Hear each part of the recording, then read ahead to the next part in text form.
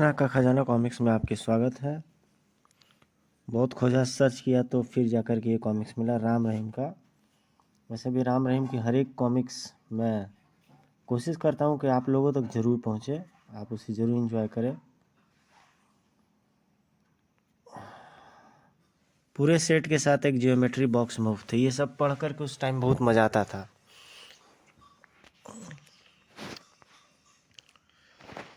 थोड़ा इसका स्क्रीन दूसरे हिसाब किताब का है, फिर भी इसकी कोशिश स्टोरी बताने में मैं आपकी पूरी कोऑपरेशन करूँगा। शेषनाग के खजाने में है भगवान विष्णु का दिव्य मुकुट, माँ लक्ष्मी का अद्भुत तगड़ी। ये प्रत्येक देवी देवता का ये रखा हुआ है। ये शख्स जो स्क्रीन पे दिखाई दे रहा है, शेषनाग की विषदंती, शेषनाग का दिव्यास्त्र अस्त्र दिव्यदंती। तो इसे अपने शक्ति का गुमान हो जाता है, कौन इसका क्या कर सकता है। लास्ट में ये कहते हैं, और ये सब मेरे अधिकार में है, मनमानी करने से कौन रोकेगा मुझे। राम रहीम कहते हैं, नकोदर राम रहीम तुझे मनमानी करने से रोकते आए हैं, तुझे ये खजाना वापस शेषनाग को सौंपना होगा। बहुत खोजा नेट पे तो फिर ये मिली दोस्तों ये कॉमिक्स। आइए देखते हैं इसकी स्टोरी क्या थी। ये बिल्कुल फर्स्ट पेज पे रात की स्टोरी दिखाई दे रही है, जिसमें राम रहीम को नींद में सोया हुआ दिखाई दे रहा है और अचानक खिड़की से एक विषैला सर्प जो है के अंदर घुसता है।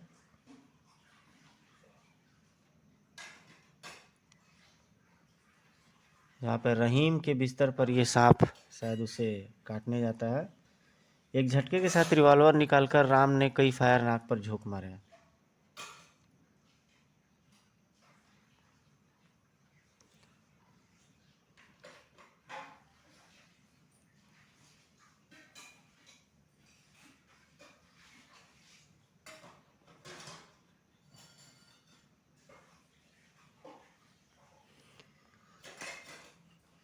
राम उठकर रहीम की तरफ लपका था और विष फुकार, राम मेरा हाथ। वो भयानक विषधर मेरा हाथ ले गया है, यांत्रिक हाथ। तभी कमरे में तीव्र प्रकाश फैला और एक स्वर वहां गूंजा, रहीम घबराओ नहीं, तुम्हें तुम्हारा हाथ शीघ्र ही वापस मिल जाएगा। तुम्हारे कमरे से एक तीव्र प्रकाशमय किरण खिड़की के रास्ते बाहर जा रही है। उस किरण का पीछा करते हुए तुम रहीम के हाथ तक पहुंच जाओगे। इसी के साथ वह तीव्र प्रकाश और स्वर वहां से गायब हो गया और ये दोनों सन्नाटे में खड़े रह जाते हैं। मुझे इन सब प्रश्नों के उत्तर पाने के लिए इस रहस्यमय किरण का पीछा करना होगा। इसी के साथ राम रहीम हड़बड़ा के उठ बैठे। राम तू ठीक तो है ना रहीम? राम मेरा हाथ। तुम्हारा हाथ वही भयानक विषधर ले गया रहीम। विषधर? किंतु तुम्हें कैसे पता चला? कुछ देर पहले तो ये मैं स्वप्न में ही देख रहा था।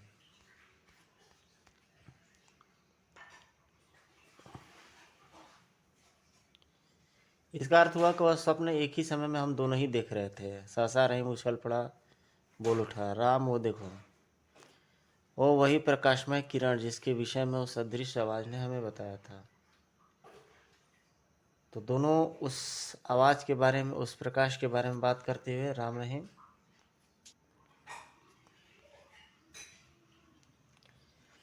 मैंने निश्चय किया है कि मैं इस प्रकाशमय किरण का पीछा करूंगा और तुम्हारा हाथ उस आवाज के जादूगर से वापस लाकर लेके आऊंगा। रहीम मेरे भाई, इस दौरान तुम बिल्कुल सतर्क रहकर उस अज्ञात खतरे पर अपनी निगाहें जमानी है।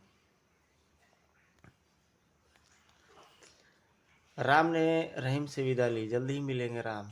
रहीम। अगले दिन सुबह पूरे शहर में हंगामा मच गया।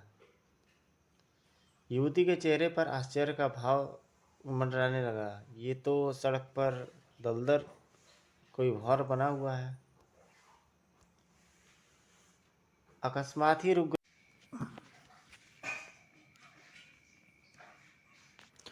प्रिय मित्रों, आप देख रहे हैं शेषनाग का खजाना कॉमिक्स। ये देखिए रहीम इस बॉन्डर जो आता है इसके हमले से थोड़ा सा घबरा जाता है और भागने की सोचता है।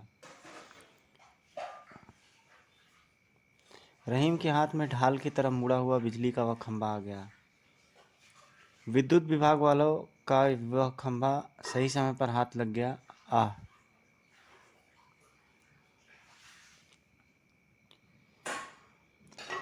आगे बढ़ते विषकंठी पर रहीम ने टीवी उछाल फेंका। बेचारे दुकानदार का 20,000 के टीवी का कबाड़ा हो गया, किंतु मेरी इस चेष्टा का भी कबाड़ा ही होता दिख रहा है।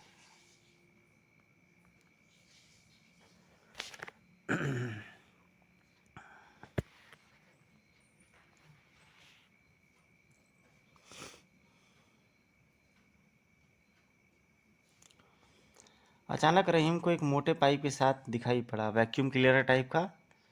वो सोचता है कि वो विषकंठी को उसी में पकड़ ले और वो इसे खींचने का प्रयास करने लगता है।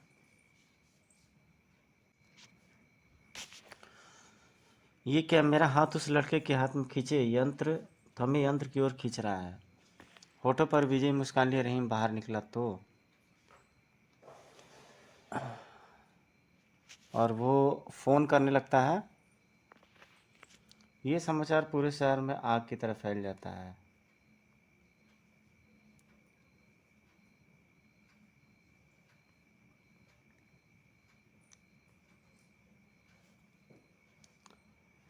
रहीम ने चीफ मुखर्जी को फ़ोन किया। रहीम, तुम ठीक तो हो ना?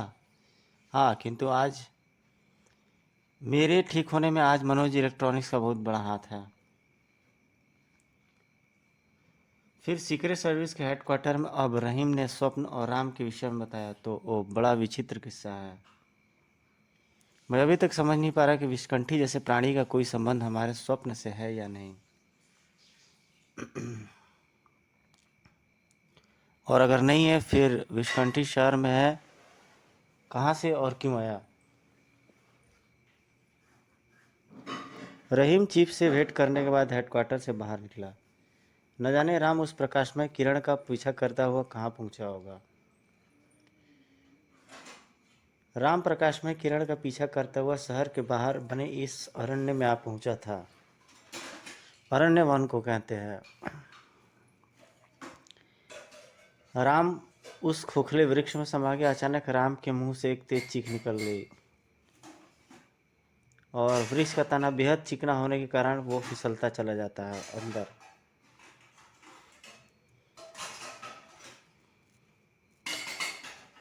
और सामने बड़ी विचित्र से अंडे रहते हैं।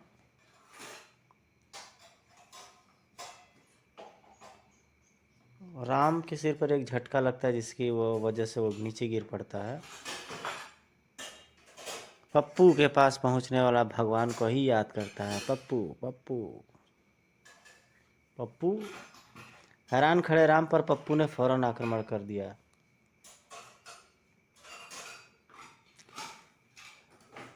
हड़बड़ाहट में राम नीचे गिरता है, उससे एक अंडा फूट जाता है और उससे एक सर्प निकल करके राम को कैद कर लेता है। राम जिसे शूट कर देता है रिवॉल्वर से और फिर से पप्पू से आ टकराता है। बड़ा ही इंटरेस्टिंग कैरेक्टर ये लग रहा है राम, जो कि पप्पू जो है कि राम की काफ़ी बढ़िया से गप्पू निकाल देता है और राम का अंटा गफील कर देता है।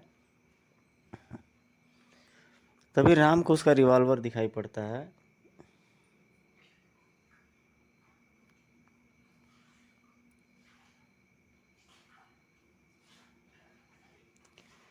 राम के हाथ में दबे रिवॉल्वर ने शोला उगल दिया। पप्पू की चीख गूंजी सी धड़ाक। हाय!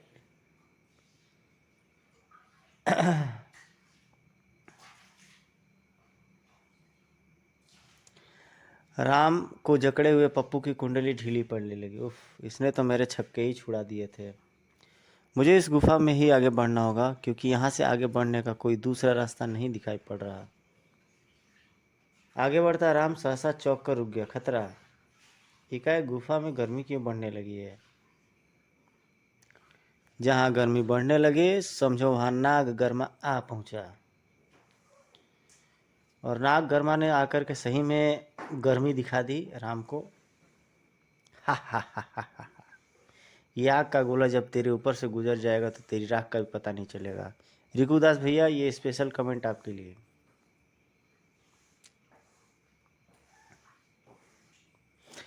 नागकर्मा आग से राम का पिछवाड़ा सेकने को बहुत तैयार रहता है, और तभी ठिशू राम एक किक मारने में सफल हो जाता है। उसे जवाब में वही होता है, राम का टेंटुआ दबा करके फिर से हंसता है।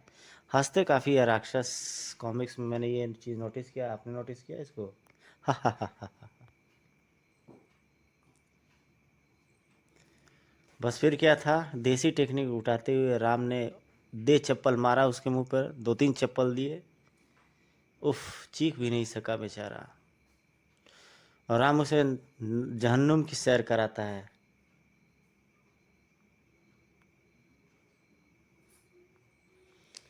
जो भी हो, राम रहीम की कॉमिक्स बहुत शानदार स्टोरी लिए होती थी।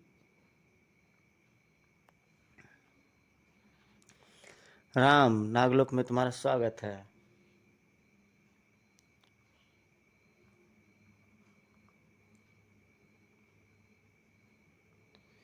हैरान ना हो राम, हम कुछ देर में तुम्हारी सभी उत्सुकताएं समाप्त कर देंगे। हे महापुरुष, आप कौन हैं और रहस्य का ये कैसा माया जाल है?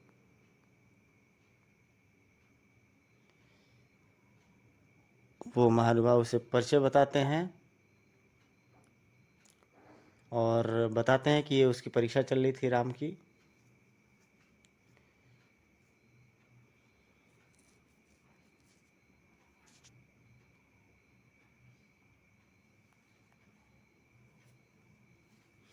नकोदर, जिसका इस जीवन में एक ही उद्देश्य है, तीनों लोक पर फतह। एक दिन नकोदर अपने स्वप्न को पूर्ण करके रहेगा।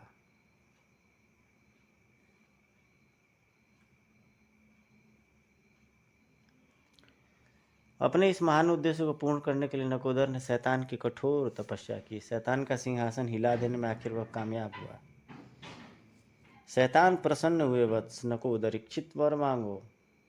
हे शैतान, मुझे समय गति यंत्र चाहिए। तथास्तु। इसी के साथ शैतान गायब हो गया, प्रकट हो गया वह यंत्र। नकोदर के भयानक चेहरा इस भयानक समय भी और भी भयानक हो उठा।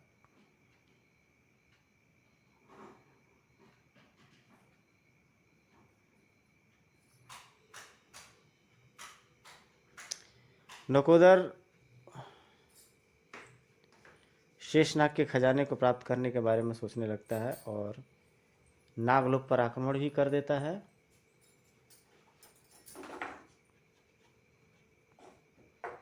नागलोक में उसकी भयानक लड़ाई होती है।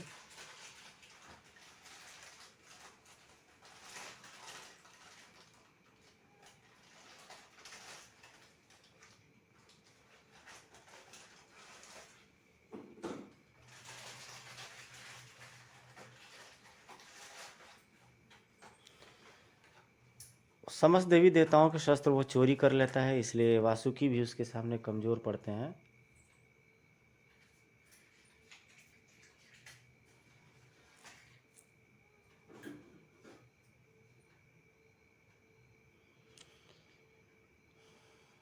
और चोरी करके वहाँ से निकल लेता है नकोदर, पतली गली पकड़ के। और इस केस का इंचार्ज राम को दिया जाता है।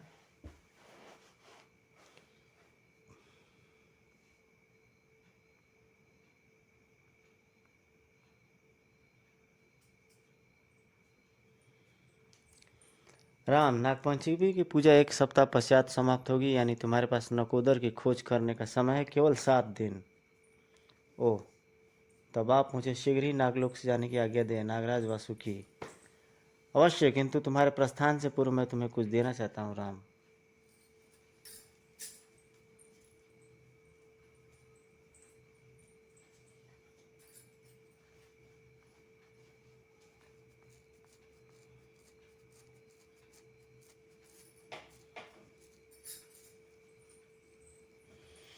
विष्कंठी के अंत के पश्चात पूरे शहर में अन्य रहस्यमयी शक्तियों का उत्पात आरंभ हो गया था।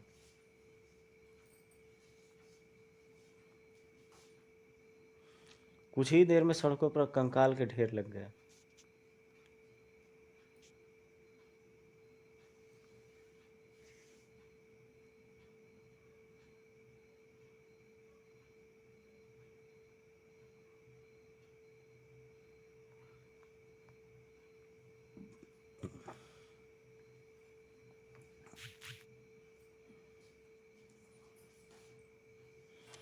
उफ, ये तो रहीम है जिसने विष्णुकंठी का अंत किया था और अब एक बार फिर एक भयानक संकट ने उसे घेर लिया है।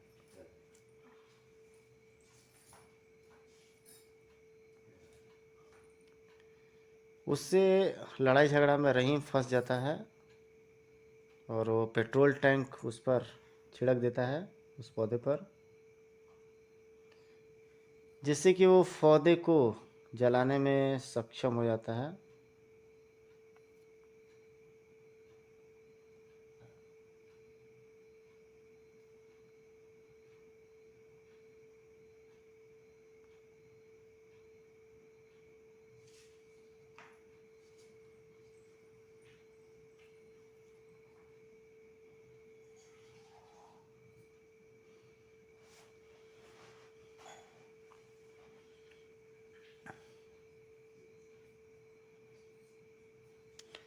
तभी वहाँ पे चीफ आ पहुँचते हैं और रहीम की उनसे बातचीत होने लगती है कि लगता है वो राम अपने गंतव्य स्थल तक पहुँच चुका है।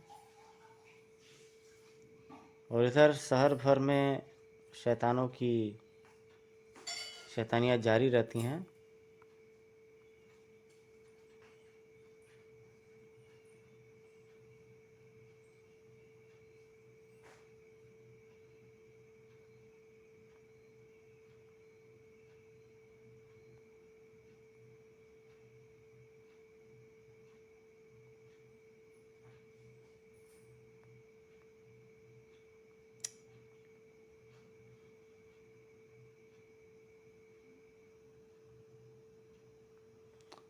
तभी कड़ाक, लेकिन शैतान ने रहीम की टांगें पकड़ी और उसे घुमाना स्टार्ट कर दिया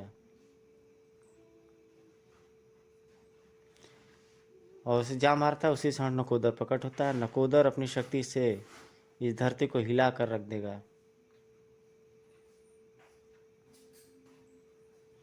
सबको चेतावनी देता हूँ मैं, यह शहर खाली कर दो वरना 5 मिनट बाद यहाँ मेरे सेनानायक अपने साजो सामान के साथ आएंगे और तब यह पूरा नगर खंडहर में बना बनहर कर दिया जाएगा। हा हा हा। इसी के साथ नकोदर का चेहरा वहाँ से गायब हो गया। शहर में भगदड़ मच गई। शहर खाली करो वरना नकोदर शहर को खंडहर में बदल देगा और हमें लाशों में।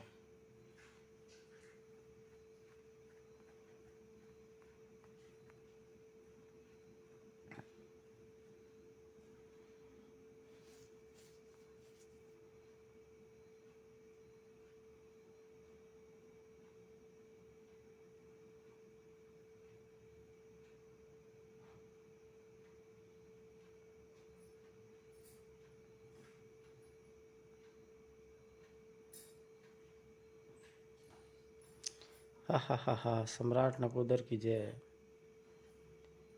शहर मलबे के ढेर में परिवर्तित हो रहा था।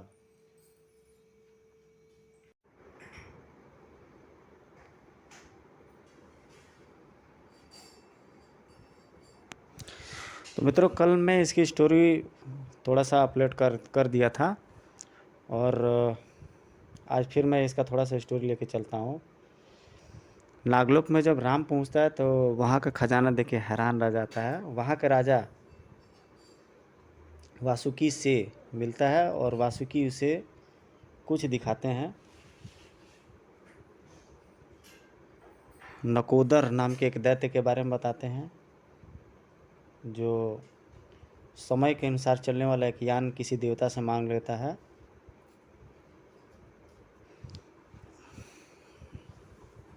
अपने स्वप्न को पूर्ण करने के लिए उसे शेषनाग के खजाने की आवश्यकता थी और ये सब मुझे बता सकते हैं तीन लोकों के विजेता। समय गति यंत्र ने उसे नागलोक में पहुंचा दिया। अरे ये क्या प्रकट हो रहा है। किंतु इससे पहले कि दोनों रक्षक नागमानव कुछ समझ पाते, मैं नकोदर हूँ मूर्ख और शेषनाग का खजाना प्राप्त करने आया हूँ।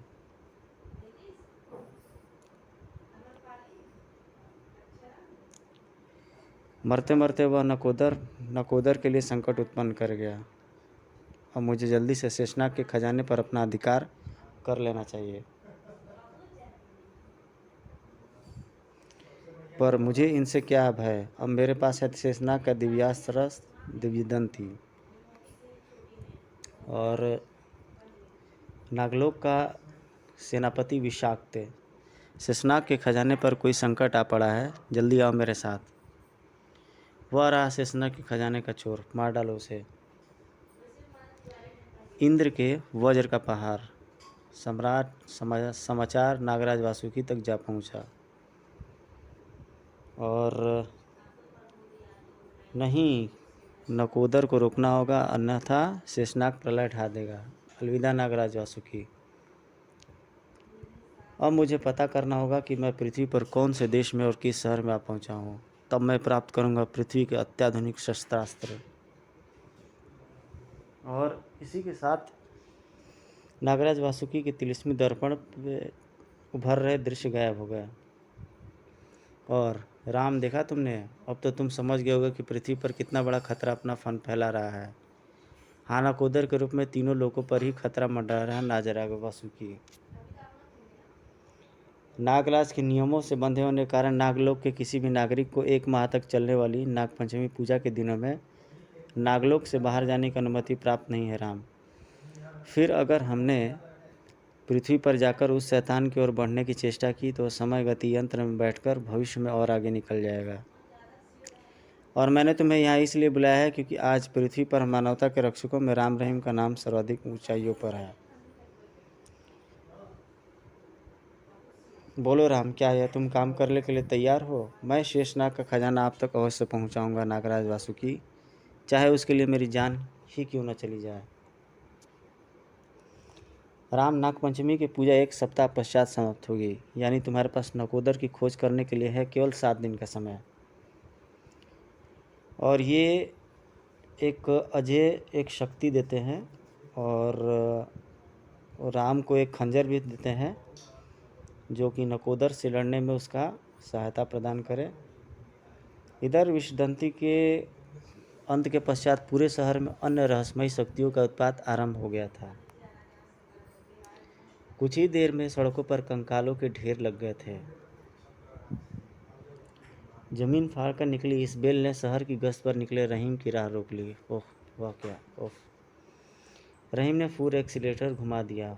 मोटरसाइकिल के 350 सीसी पावर इंजन की शक्ति इस रहस्यमयी बेल को जमीन से उखाड़ देगी।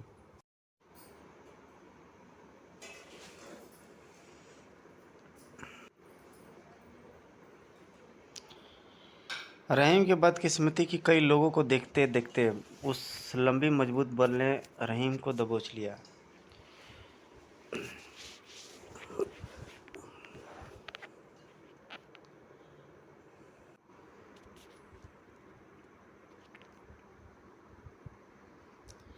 ये नागलोक का साइन है दृश्य, जहाँ पे नागराज वासुकी राम को कुछ डोनेट करते हैं, ऐसा अस्त्र शस्त्र जो नकोदर नामक उस शैतान को मार सके।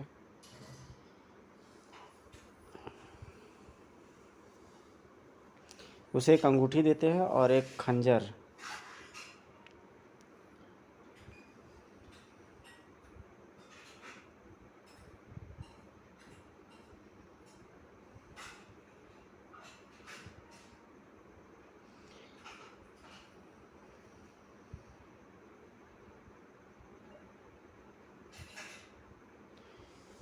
इस मुसीबत की घड़ी में राम का जो इलेक्ट्रॉनिक हाथ रहता है रहीम का, वो हेल्प करता है और रहीम विक्ट्री पा लेता है।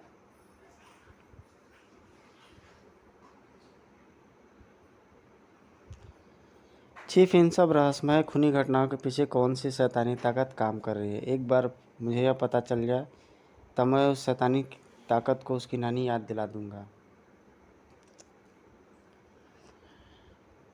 रहस्यमय घटनाओं का सिलसिला जारी था। यह वातावरण में एकाएक क्या चमकने लगा? तुम सबकी मृत्यु। शैतानों ने गोलियों की वर्षा कर दिया। भागो, भूत बचाओ, घर बचाओ। रेलवे स्टेशन के बाहर से गुजरते चीफ ने चौंक कर कार रोक दी। आरपीएफ उन शैतानों के मुकाबले के लिए सामने आ गया, लेकिन शैतान ने रहीम की टांगें पकड़ी और उसी क्षण नकोदर प्रकट हुआ और संपूर्ण पृथ्वीवासियों को अपने शीश को झुकाने के लिए कहता है।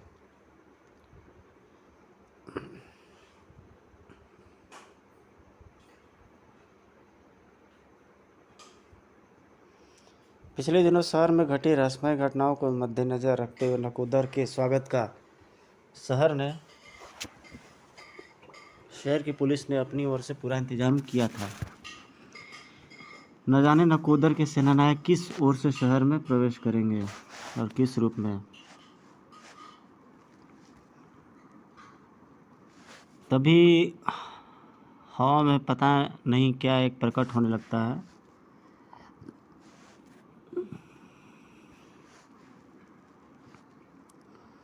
द्विदंती नामक एक शख्स आता है बुलडोजर पर और सैनिकों पर कहर बरपा देता है। शहर मलबे के ढेर में परिवर्तित होने लगा। पेट्रोल पर आग के समान द्विदंती के आगमन की खबर पूरे शहर में फैल गई। चीफ की कार ने बुलडोजर का रास्ता रोक लिया, जबकि वह चीफ की कार पर ही अपना बुलडोजर चढ़ा देता है।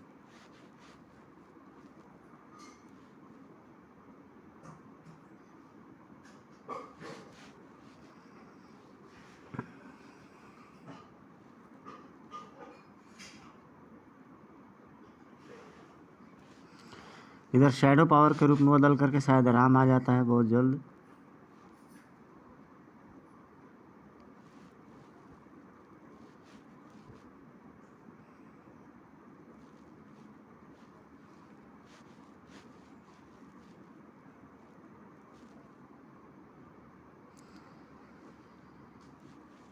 राम की उस जबरदस्त पिटाई से द्विदंती घबरा करके एक गोले नुमा सर्कल जो प्रकट होता है उसमें समाने का सोचता है। तभी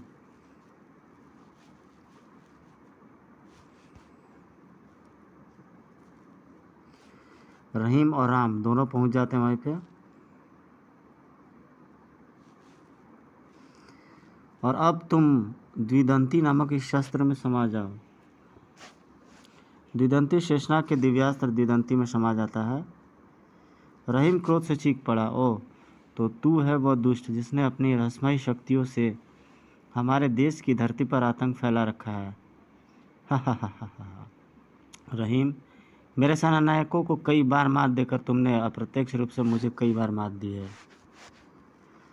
और राम, तुमने द्विदंती के कार्य में जो बाधा पहुंचाई है उससे भी मैं हैरान हूँ। तुम दोनों अद्भुत शक्तियों व कुशाग्र मस्तिष्क के मालिक हो, किंतु तुम दोनों अब मैं एक ही शर्त पर जीवित छोड़ सकता हूँ, वो कि तुम दोनों अपनी शक्तियों का प्रयोग मेरे मकसद को पूरा करने में करो। हम अपनी शक्तियों व कुशाग्र मस्तिष्क का प्रयोग अब तेरी मृत्यु के लिए करेंगे नकोदर।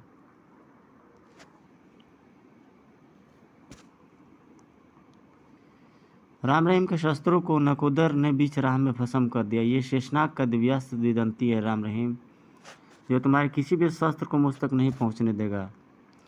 और ये भगवान शंकर की त्रिशूल शक्ति, इंद्र की वज्र शक्ति और स्वयं वासुकी की खड़ग शक्ति, और ये नकोदर शक्ति जो आधी उस युग की है जिसमें से मैं आया हूँ और आधी इस युग की जहाँ इसमें खड़ा हूँ। सोचो राम रहीम कि जब तुम्हारा जवाब ही जिंदगी और मौत का फैसला कर देगा। नकोदर, अगर तुझ जैसे शैतानों के हाथों जिंदगी और मौत के फैसले होने लगे तो ये धरती एक बहुत बड़े कब्रिस्तान में बदल जाएगी। रहीम ठीक कर रहा है नकोदर, क्योंकि तुम जैसे शैतान अपने आतंक के बल पर लाशों पर ही अपना शासन चला सकते हैं। तो यहाँ पर दोनों के बीच में घमासान डायलॉगबाजी।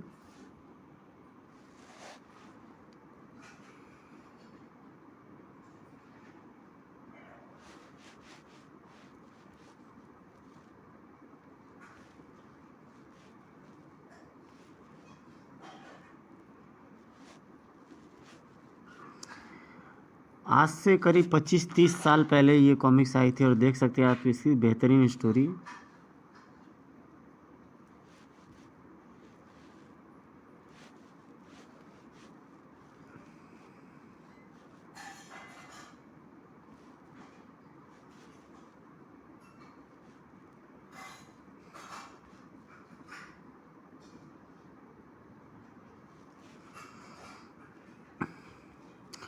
विनाश दूत, करकेंटा व आकाश का जादूगर, ये दोनों कॉमिक्स मैंने अपने प्लेलिस्ट में अपलोड की है, आप लोग ज़रूर देखिए। और ये कॉमिक्स हमें एक युग में लेके जाती है, एक फ्रेश आजकल के कॉमिक्स वर्ल्ड की तरह नहीं।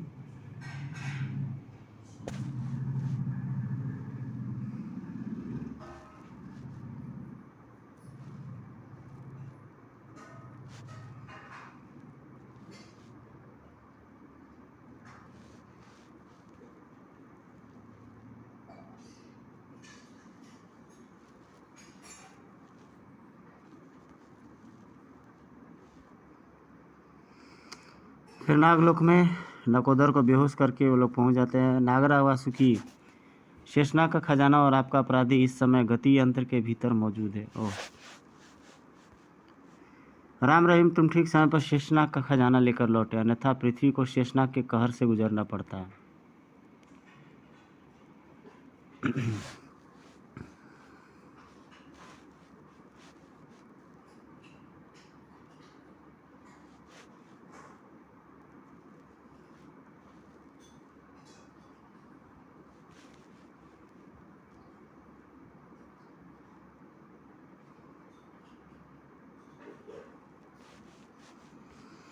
और ये रहा विध्वंस का कॉमिक्स। ये ऐड में हम लोग काफ़ी देखते थे उस समय, उस दौर के बच्चे।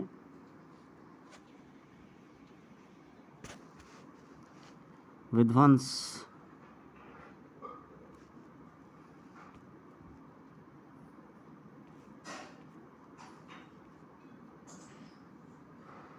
इसका ड्रेस कुछ कुछ किसी एक हॉलीवुड के कैरेक्टर की तरह मिलता जुलता है। विध्वंस,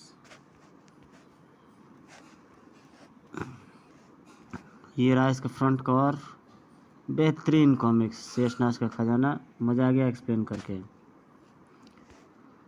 बहुत ज़बरदस्त।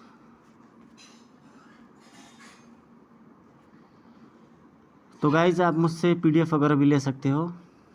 दिलीप कदम, उमेश कांडले,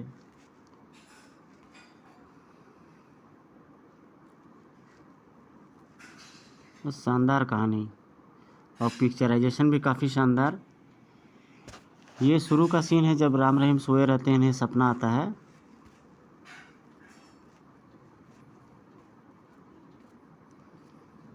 ये सारी चीज़ सपने में ही घटित होती हैं।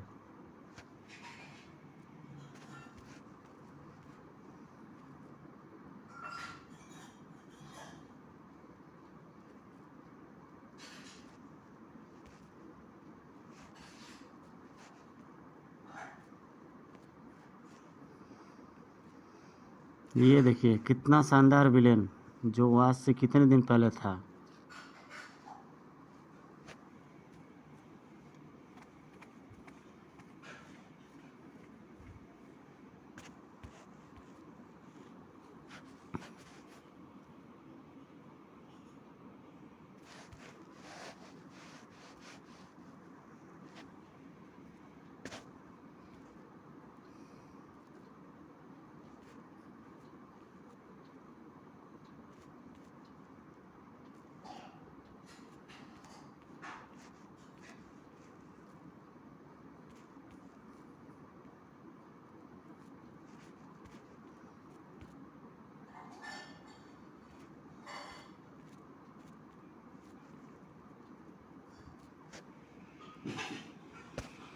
गाइस ऐसे ही चैनल को लाइक, सब्सक्राइब, शेयर और कमेंट जरूर करते रहिएगा। बहुत जल्दी आपसे एक नेक्स्ट वीडियो में मिलेंगे। तब तक आप अपना समय अच्छे से एंजॉय कीजिए और कमेंट जरूर कीजिएगा कॉमिक्स कैसी लगी।